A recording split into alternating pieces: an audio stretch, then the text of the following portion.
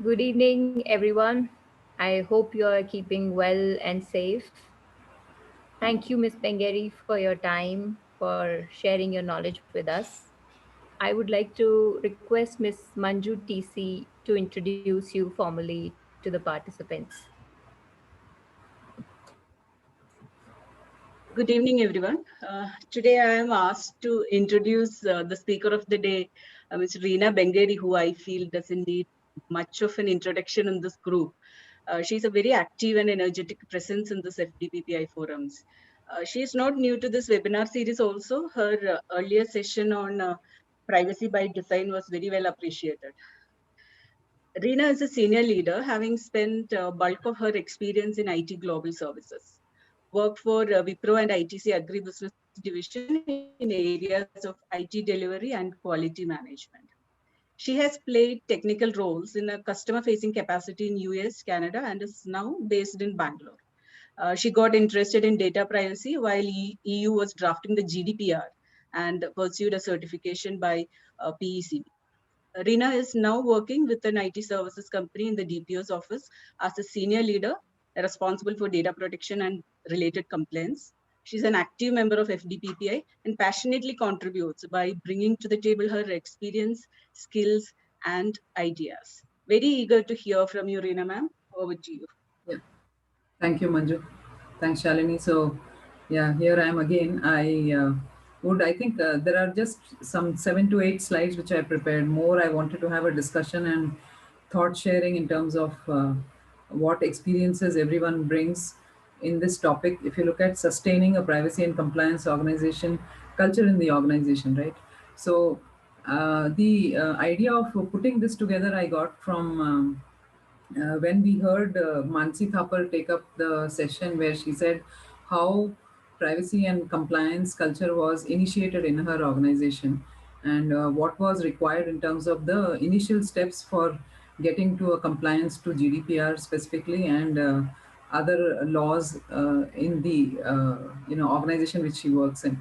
And then I said, okay, once that is done, how do we take the organization forward in terms of actions which are required for getting to a mature level year on year in the area of privacy and compliance. So that is the background to how I wanted to take this topic up. Yeah. So the information source again is all the interactions with our senior folks in this FDPPI group. There are some industry insights and my own experience which I have used here.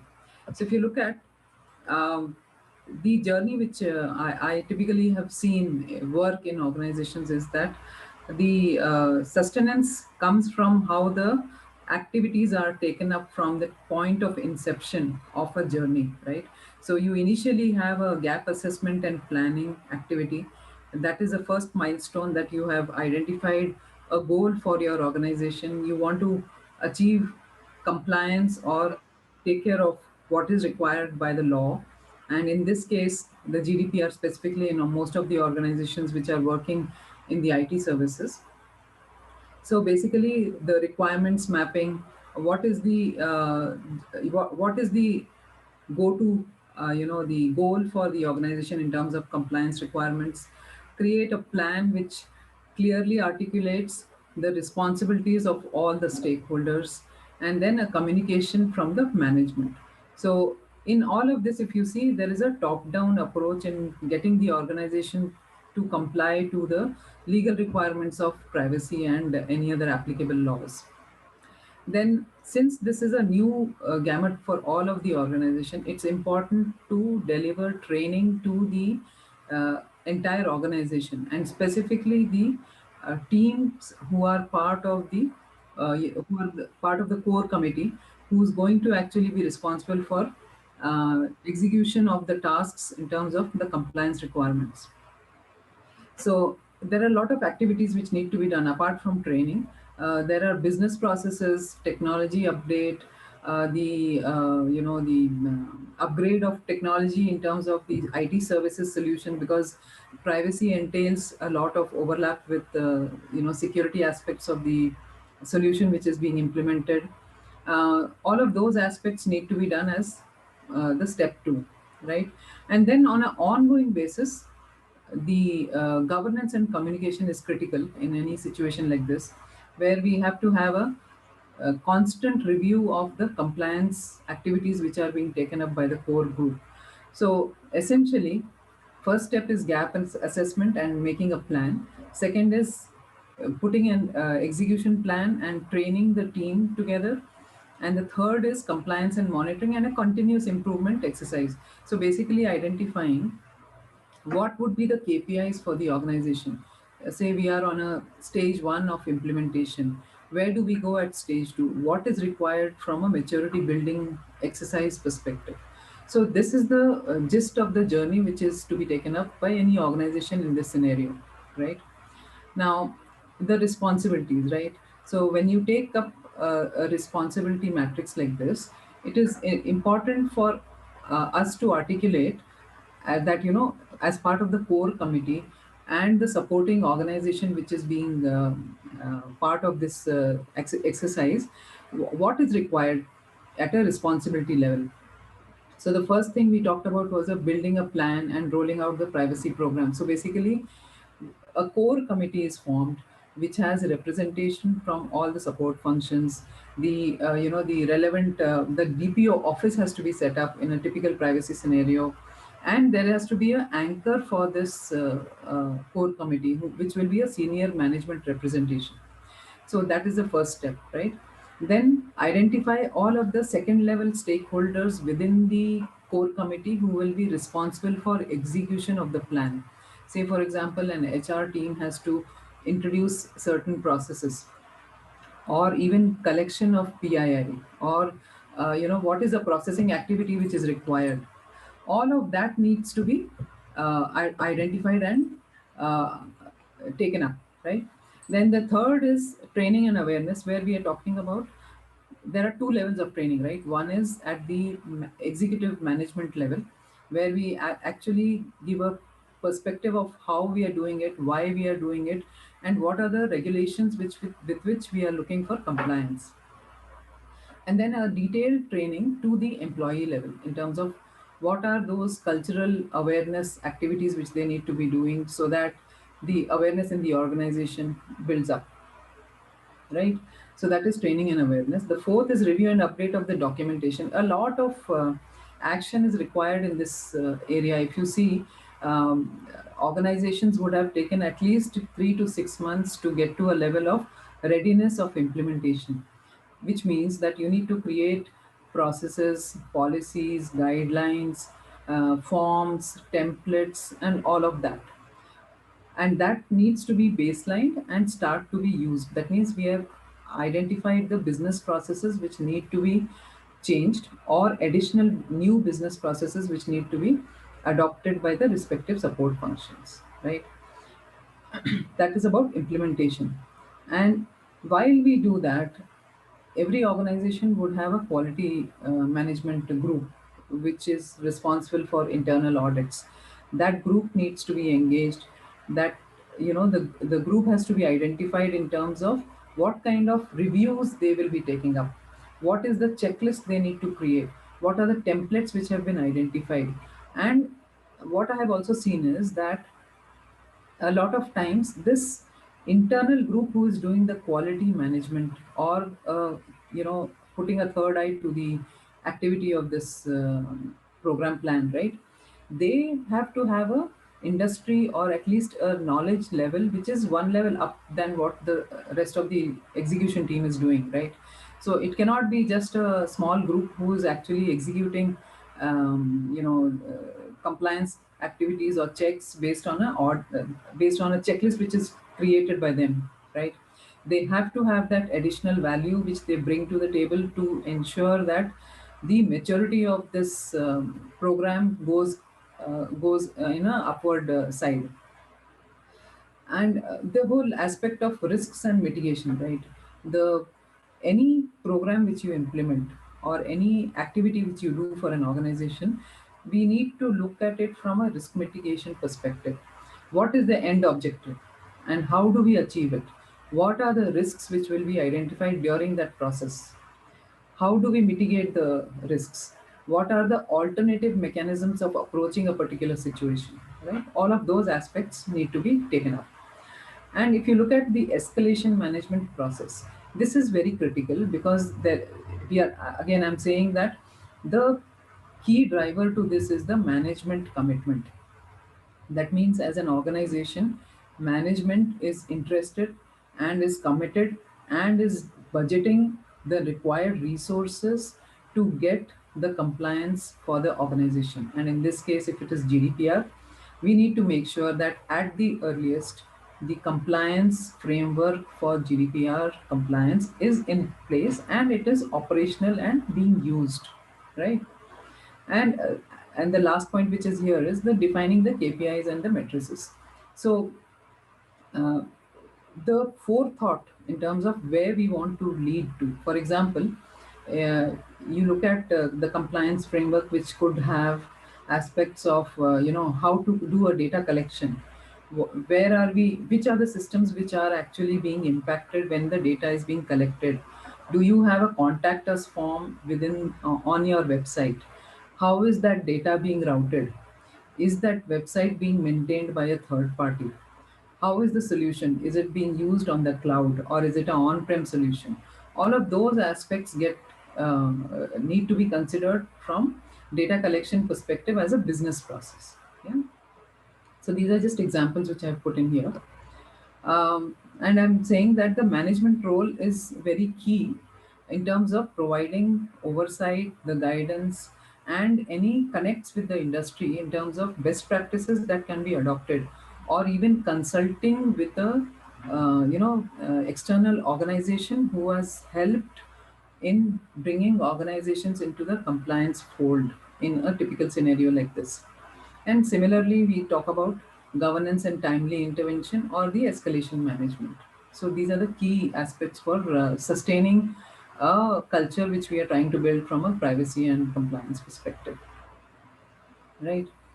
There are these are all, I'm just calling out certain documentation which is required, which is the policies, guidelines. You have standard operating procedures which are created, an employee handbook in terms of what are the uh, code of practice, right? When you are actually assigning a laptop to an employee, how do you need to take care of the security of that laptop? How do you access the customer environment? What are the precautions you need to take while holding information assets? What are the practices we need to adopt while handling customer data? What, if you have certain documentation shared by customer, where are you storing it? What are the precautions you need to take while working on customer environment, that you should not copy download data from customer environment to your own environment or even your personal device? Those aspects need to be called out in a typical employee handbook. Then, since we are dealing with vendors, because there will be definitely, if you're working in a EU region, the you know an example would be that payroll services would have got outsourced to certain vendors who are operating out of the EU region. So, since the vendor is located in the EU region, they themselves will be responsible to be complying to GDPR. In such scenarios, we need to make sure that a data processing agreement is put in place as per GDPR. And if there are some local suppliers within, say for example in India, if there are local suppliers, we need to also do a similar approach in terms of what kind of data they are being shared with, what are the services they are providing, what kind of technical and security measures they need to put in place. All of that assessment needs to be done, and the supplier management has to be addressing this. From a information security review perspective, if you look at, as we are saying, in a typical scenario where privacy framework is being implemented, there are a lot of overlaps with the information security aspects of the organization.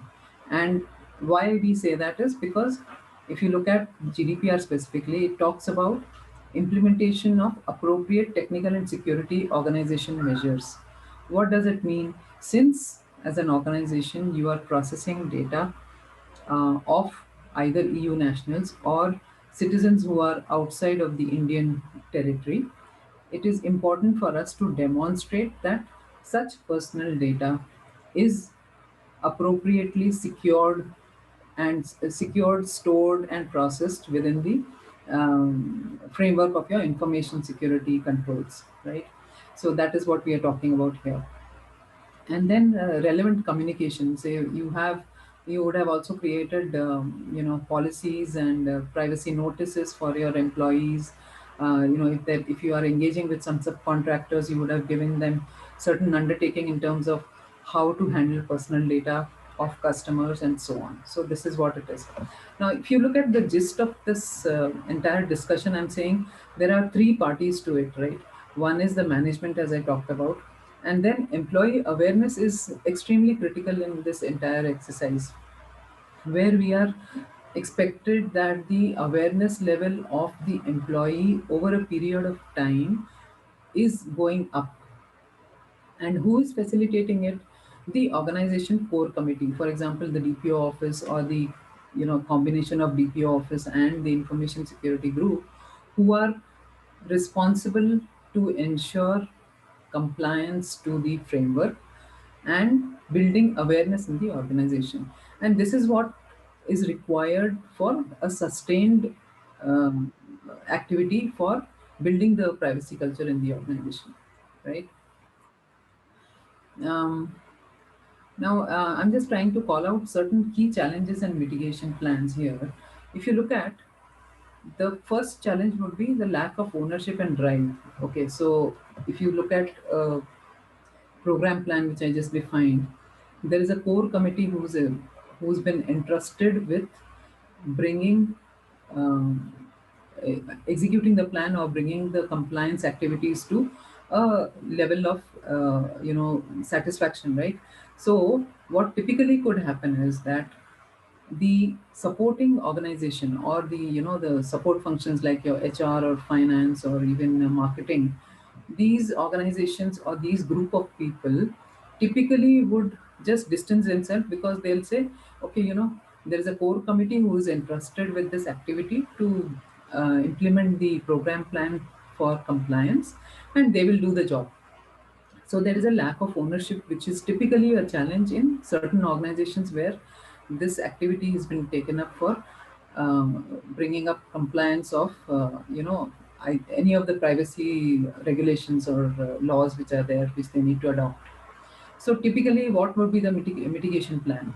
One thing to approach would be that you define KPIs for the level of people. So you basically identify leaders within these support functions who will be entrusted to bring compliance to the privacy law within their support functions, right? For HR, finance, you identify leaders who will be responsible and part of this core group, and then assign KPIs to them that they will be measured over a quarter to ensure that activities like adopting the framework, implementing policies, ensuring that the templates or the new forms which have been introduced are implemented, and so on.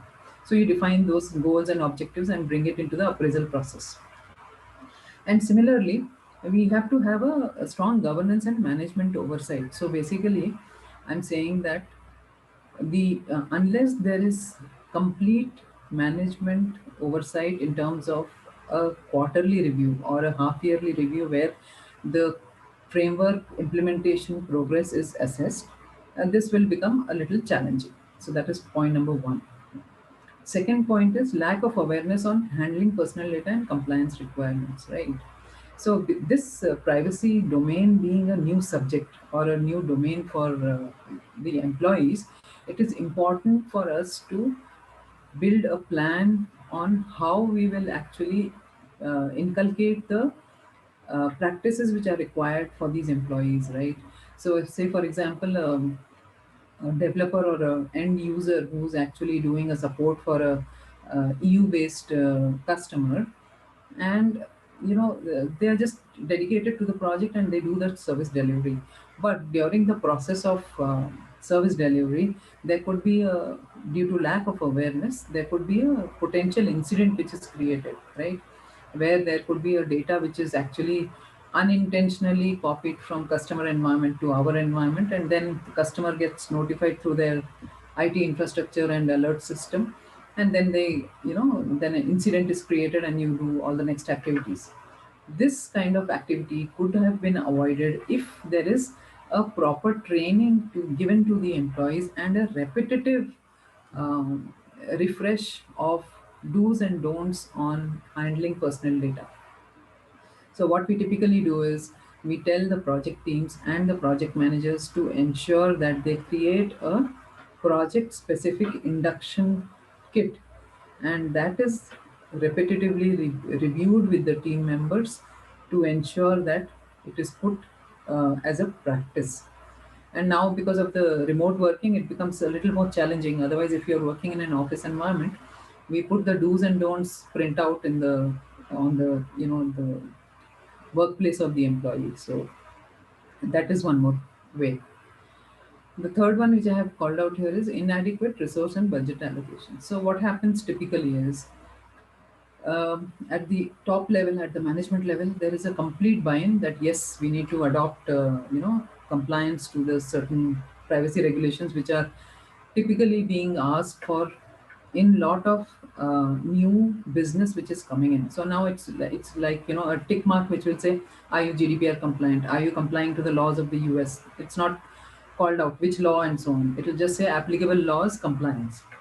So now, because we need business for the organization, the tendency of management would be, okay, yes, go ahead and let us identify what is required. So there'll be a quick hush hush kind of discussion. They'll say, okay, you allocate a certain budget and you identify certain team members who are mature enough to take this exercise forward, and then they go from there.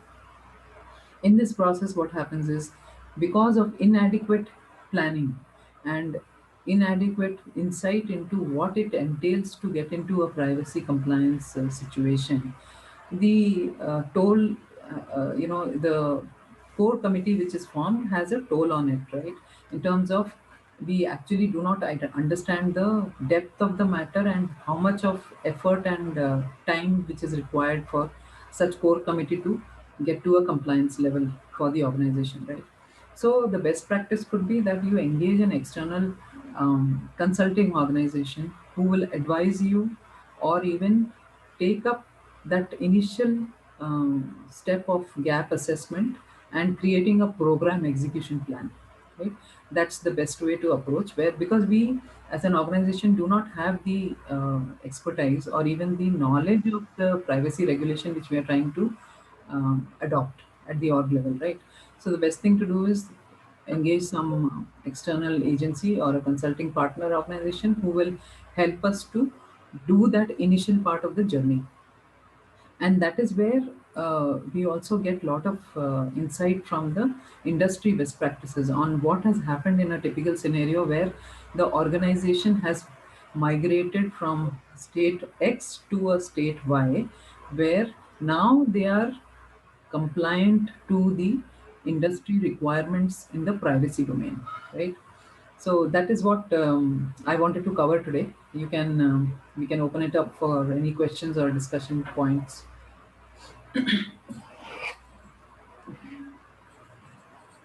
Subra, you have many questions. Okay, so see, one is when you're talking about KPIs, right? Could you share Yes. some sample KPIs? Basically, how would one keep monitoring and measuring around the effectiveness of this entire sustaining the privacy culture, or how well the program is progressing? Basically, some sample KPIs. Yeah. So I'll tell you one example could be that, we are looking at, say, some n number of customers. So there are 10 customers who are operating in the EU region, and we are Okay. delivering services to these customers, right? Okay. Now, if you look at, um, there will be DPA signed, right? Data processing agreement signed with these 10 customers. We Okay. need to identify a KPI which will say, how will you comply to the clauses which we have signed up for in the DPA, right? Okay. Yeah. So that Correct. is one way. So that is one KPI for the delivery organization or the business organization. Now the second one would be our support organization.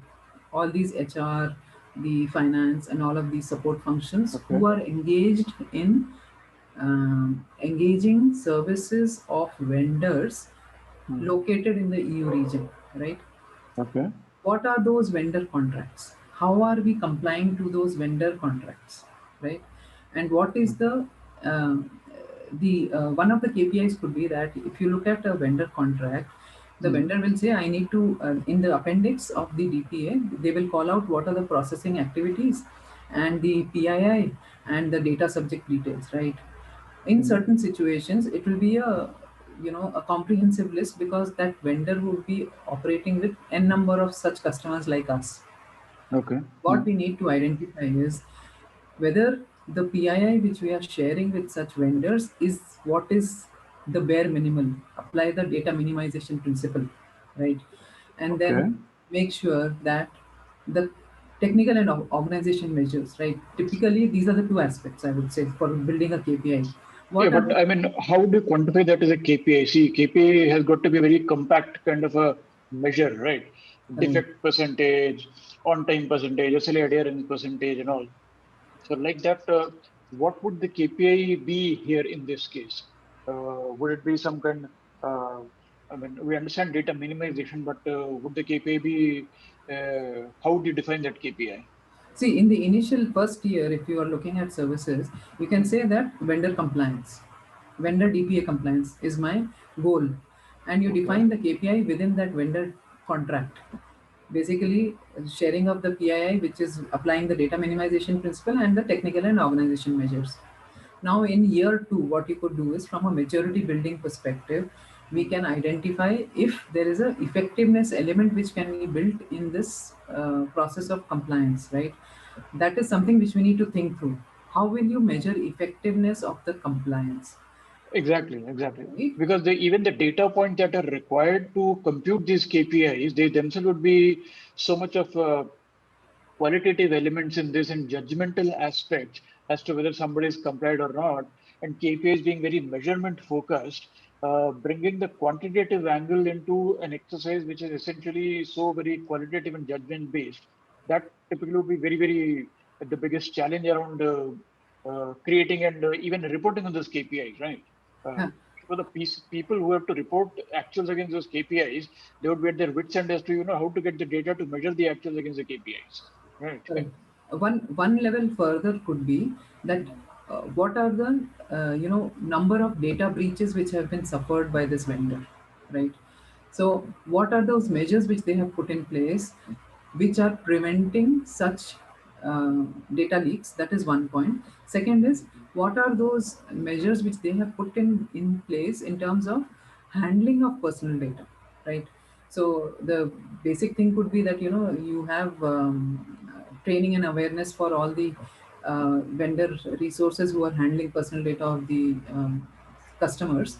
But again, I think this is a thought to be I mean, we need to think through further on this as to how do we build effectiveness measures Yeah. during the process of compliance. See, typically compliance can be measured as saying you have zero data breaches, and if there is any data breach at between a level, right, you can say one to three data breaches in a year which are reported to the supervisory authority. Then you can say 3 to 5 data breaches which are involving data of data subjects which are leaked into public domain. Mm. I mean, I'm just giving a very vague example. And third could Mm. be like 5 to 7 data breaches which involve a large volume of data subjects or something like that we can build in. Again, depends on what kind of business you are in. But data breach incident containment is a very key KPI for an organization at that level.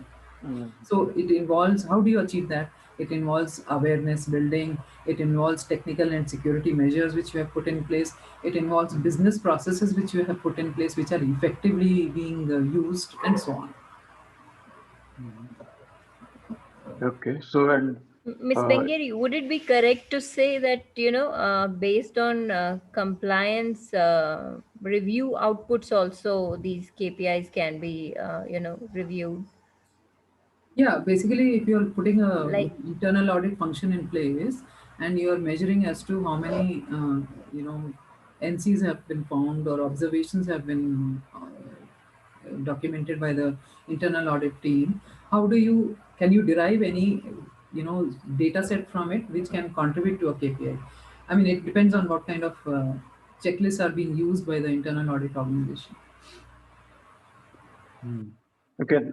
Another question that I had is, I only read about it in theory so far, but it seems to be a very, very nice metric to measure, because you're talking about risks also and risk measurement. People talk about measuring KRIs also, key risk indicators, and monitoring a mix of key risk indicators versus KPIs. Whereas, key risk indicators are supposed to be forward-looking and KPIs are backward-looking and all that part. In your experience, given this kind of new set of risks that have emerged around privacy and compliance and data breaches and all, have you come across any KRIs for monitoring? No, I have myself not come across, but I can relate it. If you see, in organizations who are building maturity in the information security and cyber security space, there will be a constant exercise by the organizations to move to a technical, through a stack of technology which helps them to achieve zero trust, right? Or cyber security measures which are being put in place. So, for example, you engage vendors who are actually doing a real-time monitoring of what kind of activity is happening on endpoints, right? Okay. Those kind of activities would contribute to a forward-looking aspect, what the way you are describing. Okay.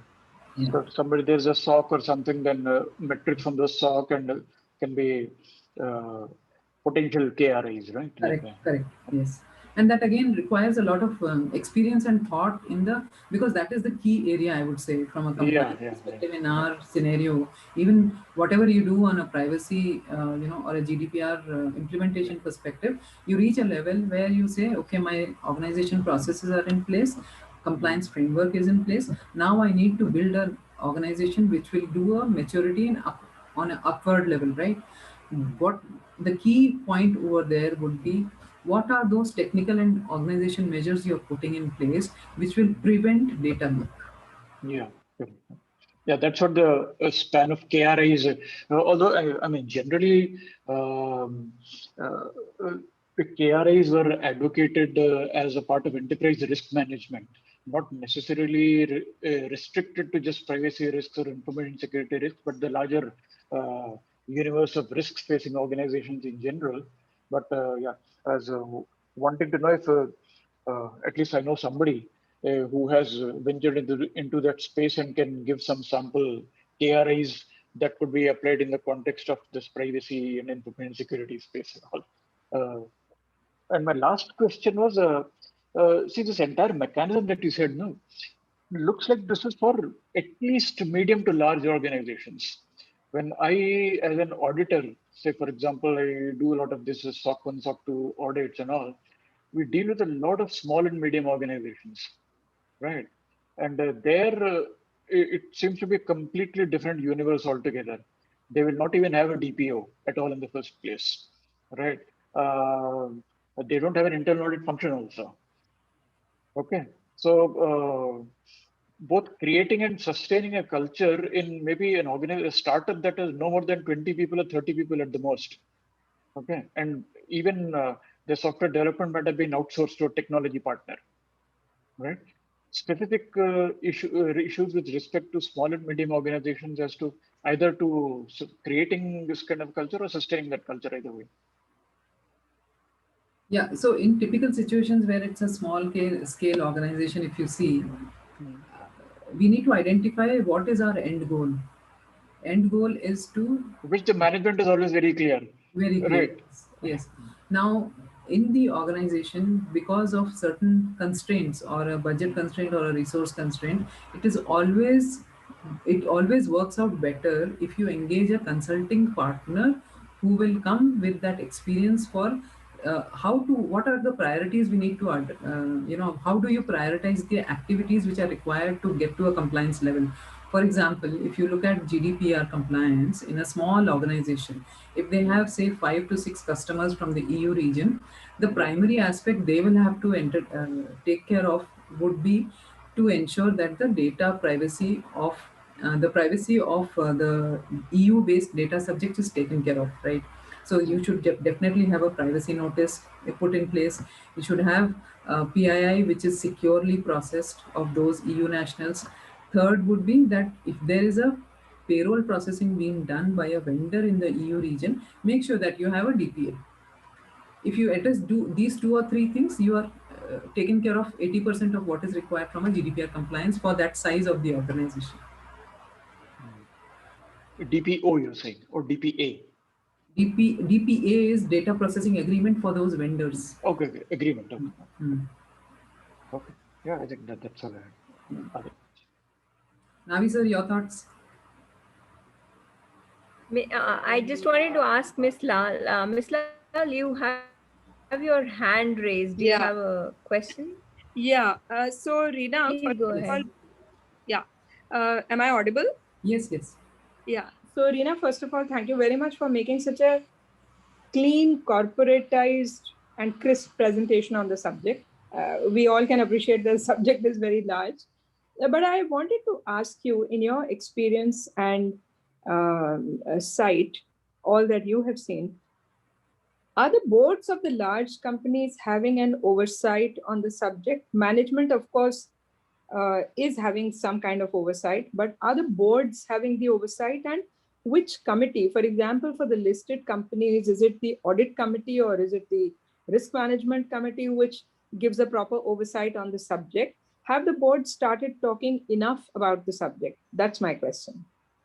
Yeah, so good question. So, see, typically what happens is in companies which have subsidiaries working, right, and there is a board who is overseeing, the mandate at the board level is very clear that in terms of the business requirement and in terms of sustaining growth for the subsidiaries, it is required that you comply to the laws which are evolving, right? So definitely at the board level there is a complete oversight which is provided at the board level, but they will have a separate group, either a risk management committee which is like shared responsibility, or a corporate audit committee who looks into such aspects of compliance across all the subsidiaries of the group. Okay. That is how it is approached. Yeah. Oh, that's the approach. Okay. Okay. Thank you. Thank you. Over to you, Shalini.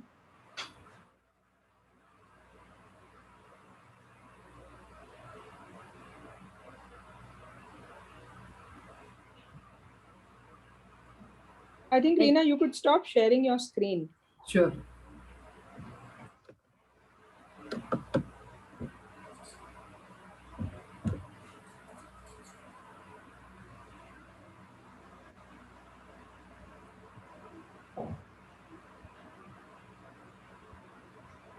So no questions actually. Navi sir, your thoughts on? I was like Miss Lal said, it was very crisp and Mr. Subbaraidu, I really appreciate all the questions that he asked.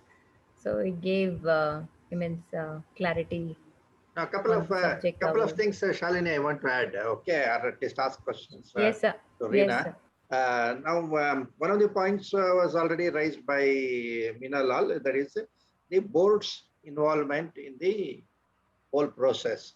Now, I have been sometimes suggesting that this Apex committee, which we are talking of, in whatever way you call it, core committee or governance committee, should it be at the executive level only, or should we, at that point of time, say that there has to be an involvement of a member of the board in the committee? Okay. Now, of course, bigger the organization, more difficult it will be to get the board member. But in at least the medium-sized organizations, it should not be difficult, because probably the board member is himself the CEO or he is interested in day-to-day activities.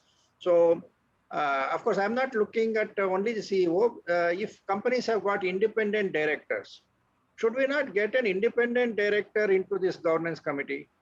Because privacy is such an important thing. It has its say footprint on the technology, on the new innovations, on HR, and Every time the problem crops up, DPO may not be able to solve it himself. So don't you think that we should have a system where the governance committee, at least from the model perspective, we should expect a board member to be there unless the organization has a specific excuse for not getting the board member there. Leaving it entirely to the executive, I think we are weakening the committee, is it not? Yeah, actually, that's a good point because again, it depends on the affordability of bringing independent directors from the industry on board who will bring that perspective of what is required from an evolving domain of privacy and compliance perspective, what we are talking. But definitely, I think we should make a recommendation in our framework that there should be a external Because or this is one of the things which we have added in the PDPSI anyway. yes. So, of course, my vision could be only for the small companies or medium-sized companies. And if you're talking of a large company, even the senior executives would not even see the director once in a year or something like that. But um, or there should be at least some method by which reports of this committee are viewed by somebody at the board level, and they give their comments so that in the next meeting of this core committee, you can at least say that these are the comments from the board for our previous minutes of meeting or something like that. That will bring their involvement without the time involvement which may be otherwise required. Yeah, that's correct, sir. Yes. Actually, sir, this point that you mentioned is specifically covered in one of the 304 points in a SOC 2 Type 2 audit, where there are explicit points which say that, like in a Sarbanes-Oxley audit after the Enron scandal, they had said that in the board there must at least be one person who is financially literate. Likewise, here also, there is an explicit point which says that does the board have the relevant expertise to address issues relating to privacy, but they've left it the flexibility whether it can be an outside consultant or internal person. Yeah.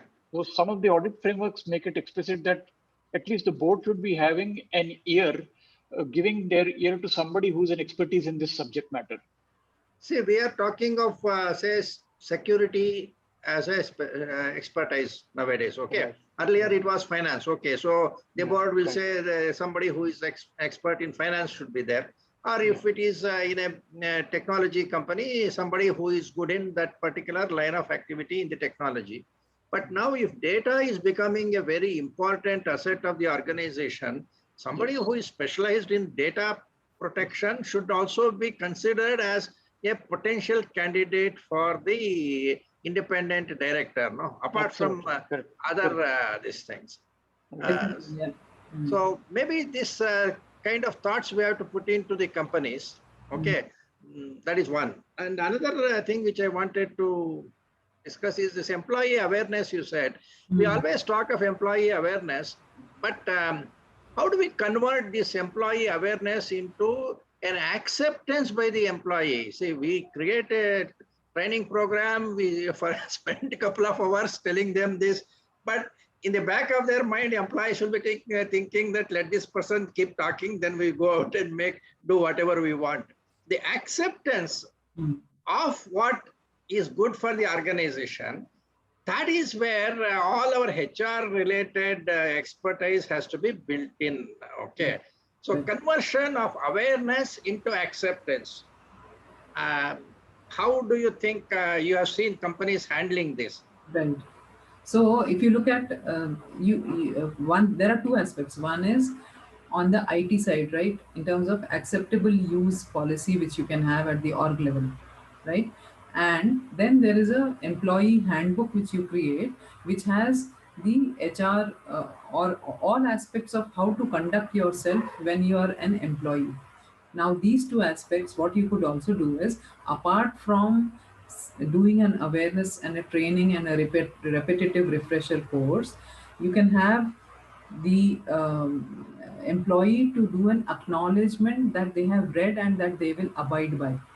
Apart from that, in the same process, you can put in a disciplinary framework which will say that non-compliance to any of these points, which is a one-pager or a two-pager, will result in termination or any other disciplinary action, right? Yeah. So it has to be loud and clear, connected at the right time when they are reviewing that acceptable use policy or the privacy notice, and those aspects of how to engage in a how do you conduct yourself when when you are an employee of the organization, what practices you need to follow to ensure that customer data is protected, how do you connect to a VPN, how do you connect to the customer network, should you or should you not use your personal device to connect to customer network, what are the best practices which the organization has laid down and that you as an employee needs to comply to it.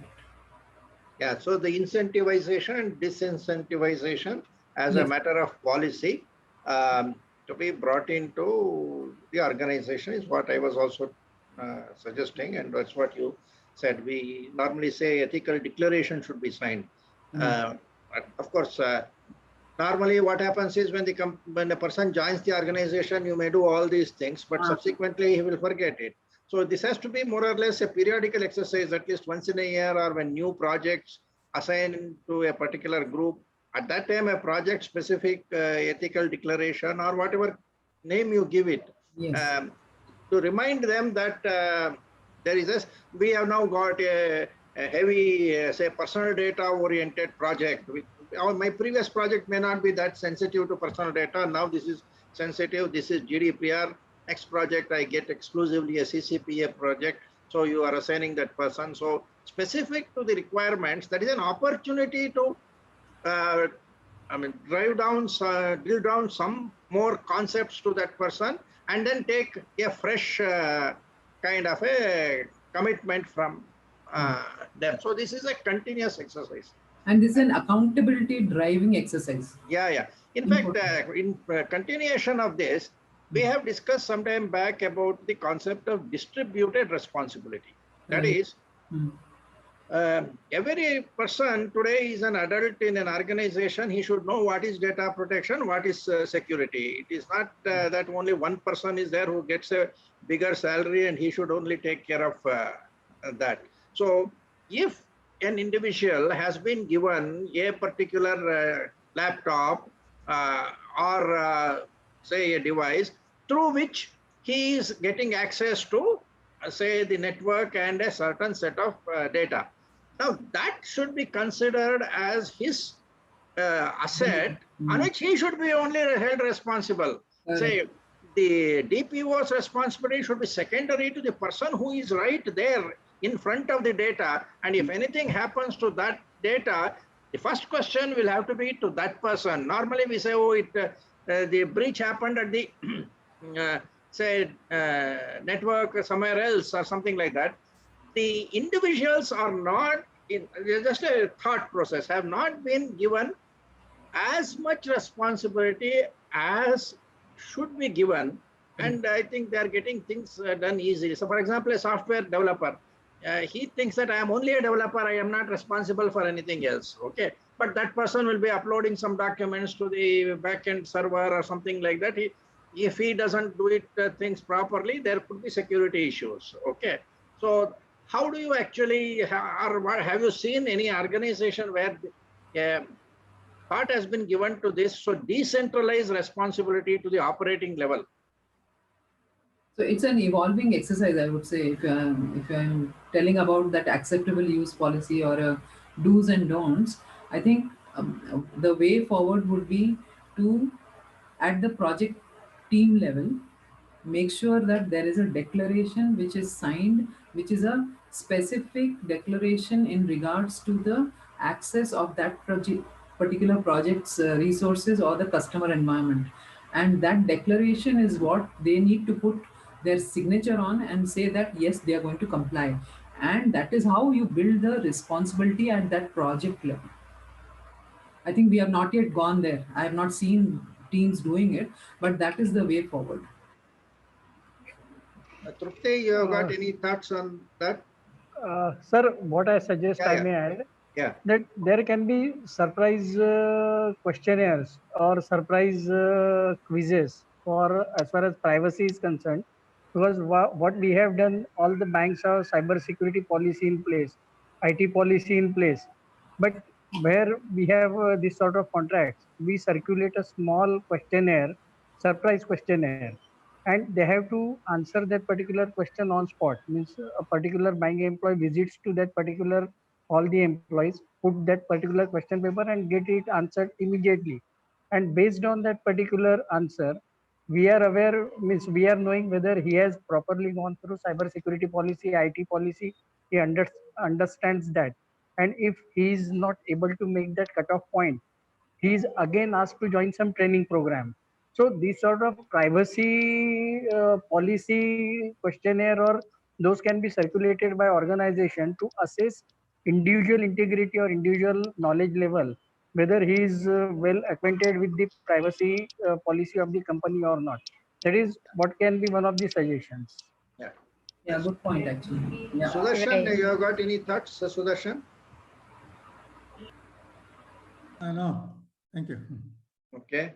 I was about to mention that, along with the declaration, we could share such questionnaire along with the survey so that we could test whether the employees are aware. Trupti has got something to say. Yes, just wanted to add to what Ms. Bengueri mentioned, and you mentioned that it's an excellent point that, it be done. But I'm seeing a very different trend also coming up in some of the smaller companies. I'm focusing this on smaller companies or mid-level companies. But there are various compliances apart from privacy also that are done annually. InfoSec, POSH, sexual harassment, and, different things which people do. And I have seen them mix up all this and also do a combined undertaking to bring a compliance process, a mindset. And slowly that way, the privacy process and mindset can also be built in rather than have multiple sessions and quizzes, because these are all annual compliances which are required at an organizational level. We very often keep discussing how to manage employees, but I think the focus is also on how the employers need to do this. And from that perspective, what Navi sir just mentioned regarding mindset, instead of doing it piecemeal or a tower-wise, while it is, to bring a mindset change, it has to happen at a holistic level. We cannot break it into pieces. So it can be clubbed with other compliances, and there are advantages to this for a smaller organization. One, it's time-saving. One, it's more effective. Thirdly, it is also cost-saving. So that is my only addition to this point, that along with other annual compliances, privacy can also be brought in so that a total mindset change starts in a more holistic manner rather than in just who is on the project. Because typically people like legal and HR will not be on any customer and employee facing projects. But they are very important for this cycle to be completed. Yeah. Anant, you have got any thoughts? Anant and Harish? Abhay? Anant, yeah? No, sir. Yeah, Anant has got something to say? No?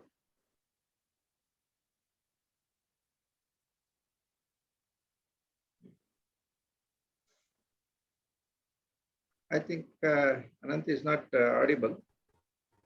Harish? Yeah, I joined very late, so yeah, it was a good session, is informative, but I have nothing to say. Okay. Yeah, these are some of the practical issues. That's what Reena was trying to explain. Okay, Shalini, back to you. Right. Thank you, Tripti. That was a good point to add. And I would like to request Mr. Subbarayji to say the vote of thanks for Miss Bengueri, please. Okay. Thanks a lot, Reena Madam, for that extremely informative session on one of the more difficult aspects of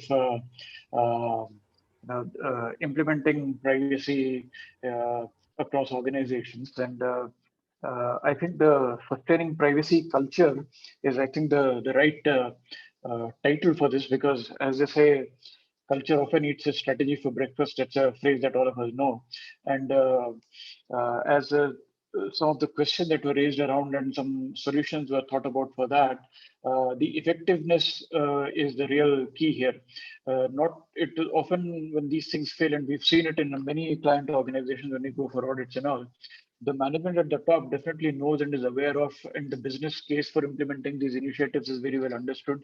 Seriousness is there, but somewhere between the intent at the top level and the the priorities at an operating level, these things get lost. And culture is definitely perhaps the singular biggest driver in determining whether the entire initiative succeeds or fails. So I was looking forward to this, and I found not only your presentation, but also the questions and answers and discussions following that to be extremely revealing. Thanks a lot. I enjoyed the session very much. Yeah.